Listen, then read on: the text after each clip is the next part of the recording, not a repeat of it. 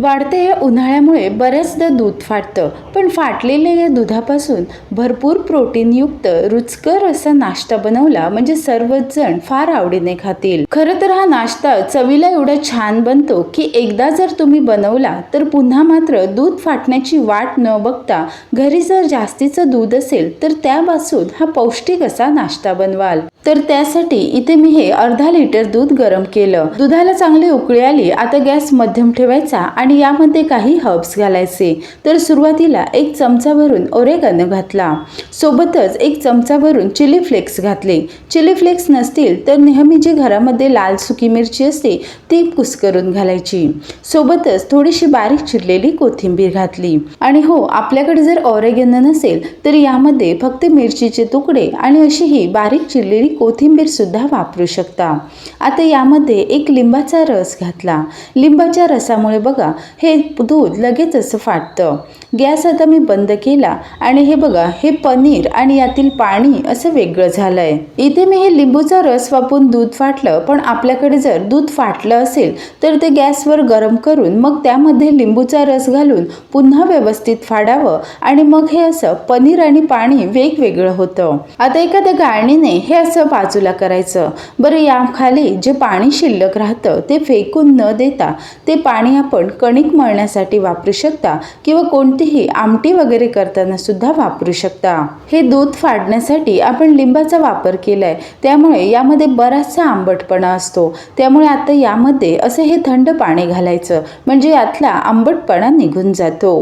हे जे पनीर शिल्लक राहिलं ना ते सेट करण्यासाठी न ठेवता किंवा याच्या वड्या वगैरे न पडता लगेच यापासून एक पौष्टिक असा नाश्ता बनवूया. फार वेळ लागत नाही, अगदी झटपट बनणारा नाश्ता आहे.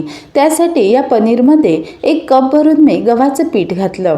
सुरुवातीला 1 कप भरून घातलं, पण लागत असेल तर नंतर अजून सुद्धा घालू शकता. चवीप्रमाणे मीठ घालू आणि हे पीठ आपल्याला चांगलं मळायचं आहे. जे पनीर आहे ते ताजंच असल्यामुळे लगेच छानपैकी यामध्ये मिक्स होतं. आता लगेच यामध्ये पाणी न घालता सुरुवातीला शक्य तेवढं मळायचं आणि नंतर गरजेनुसार सुरुवातीला आपण जे पाणी बाजूला केलं होतं ते थोडं थोडं घालूया.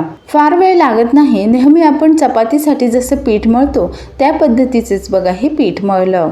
आता यामध्ये थोडंसं तेल घालू आणि पुन्हा 1-2 वेळा हे पीठ मळायचं.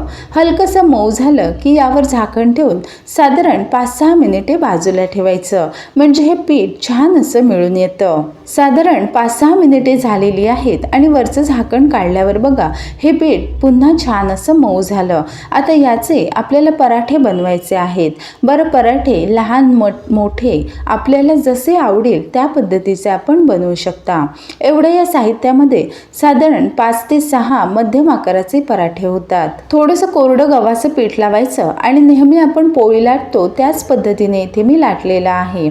थोडीशी पोळी लाटून झाली की यावर जरासं तेल लावायचं, पुन्हा कोरडं पीठ भुरभुरायचं आणि नेहमीची जी घडी असते त्या पद्धतीनेच घडी करायची. अशी पद्धत वापरली म्हणजे पराठ्याला छान असे पदर सुटतात. पण आपल्याला जर घाई गडबडीत असं जमत नसेल तर नेहमीप्रमाणे साधी आपण पोळी लाटतो तसं सुद्धा लाटू शकता. सुरुवातीलाच कणिक आणि पनीर छान असं मळून घ्यायचं म्हणजे बघा पटपट अशी पोळी लाटता येते. आपल्या आवडीनुसार मध्यम किंवा मग असा अगदी पातळ पराठा लाटायचा. लहान मुले असतील किंवा मोठ्यांसाठी सुद्धा नाश्ता किंवा मग टिफिनसाठी सुद्धा हा पराठा देऊ शकता. तर याच पद्धतीने सर्व पराठे मी लाटून घेते. पराठे भाजण्यासाठी तवा चांगला कडकडीत गरम करायचा. नंतर गॅस मध्यम ठेवायचा आणि दोन्ही बाजूने छान खरपूस असे भाजायचे. दोन्ही बाजूने हे भाजत आले की आपल्या आवडीनुसार यावर तेल लावू शकता किंवा तूप जर लावलं तर याची चव अजून छान वाढते. तर हे बघा मध्यम गॅसवर हा पराठा दोन्ही बाजूने मी शेकून घेतला. गॅस शक्यतो लहान किंवा मोठा करायचा नाही. लहान केला तर पराठा वातड होऊ शकतो किंवा अगदीच मोठा केला तर वरची बाजू लगेच करपते. त्यामुळे मध्यम गॅसवर दोन्ही बाजूने छान खरपूस असा शेकून घ्यायचा म्हणजे हा पराठा टिफिनला दिला किंवा संध्याकाळी जरी खाल्ला तरीही जरा सुद्धा कुरकुरीत होत नाही, छान असा मऊ लुसलुशीत राहतो. तर हे बघा याच पद्धतीने हे सर्व पराठे मी बनवून घेतले. बऱ्याच वेळी काय होतं, वाढता उन्हाळा असला, दूध थोडा वेळ बाहेर राहिलं की लगेचच ते फाटतं. तर तशा दुधापासून किंवा आपल्याला जर असे पराठे आवडत असतील तर हे पराठे आपण बनवू शकता. भरपूर प्रोटीन असलेले हे पराठे टिफिनला देऊ शकता किंवा घरी नाश्त्यासाठी सुद्धा बनवू शकता। अशा या पराठ्यांसोबत चटपटीत अशी टोमॅटोची चटणी किंवा मग अगदीच जर घाई असेल तर नेहमीचा टोमॅटो सॉस किंवा मग शेजवान चटणी सुद्धा सर्व करू शकता। तर तुम्हाला ही पनीर पराठ्याची रेसिपी कशी वाटली मला कमेंट करून कळवा। रेसिपी आवडली असेल तर व्हिडिओला लाईक करा आणि अशा छान छान पटकन होणाऱ्या रेसिपी पाहायच्या असतील तर चॅनलला सबस्क्राईब करा आणि बाजूचे बेल आयकॉन दाबा।